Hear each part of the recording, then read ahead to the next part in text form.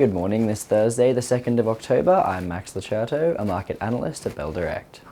Well, overnight, Wall Street saw a second consecutive record-setting day, with the S&P 500 closing up 0.34% to a new all-time high.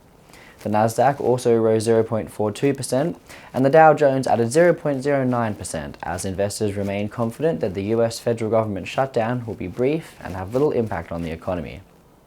European markets also saw a positive session, largely spurred by gains in the healthcare sector.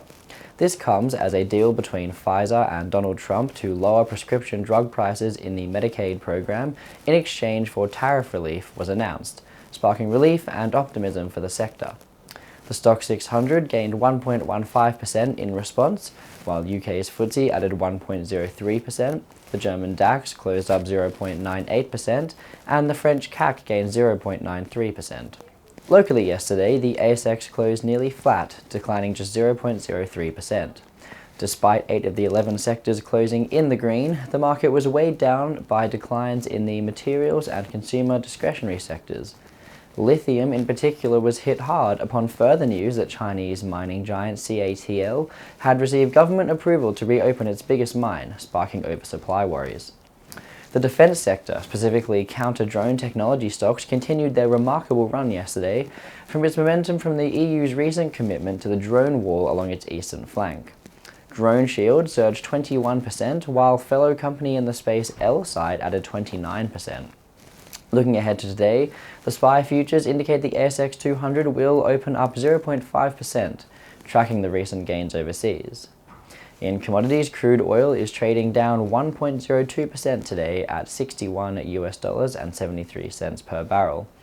Gold is trading up another 0.07% at $3,861 per ounce, and silver is trading up another 1.27% at $47 per ounce, adding to its over 7% surge so far this week. And finally, we'll look at some trading ideas for your consideration today.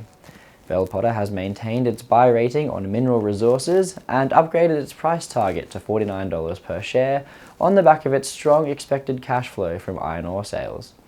And Trading Central have identified a bullish signal in Clinuvel Pharmaceuticals, indicating that the share price may rise from its current closing price of $12 per share to the range of $15.10 to $15.90 per share over a period of 25 days. And that's according to the standard principles of technical analysis.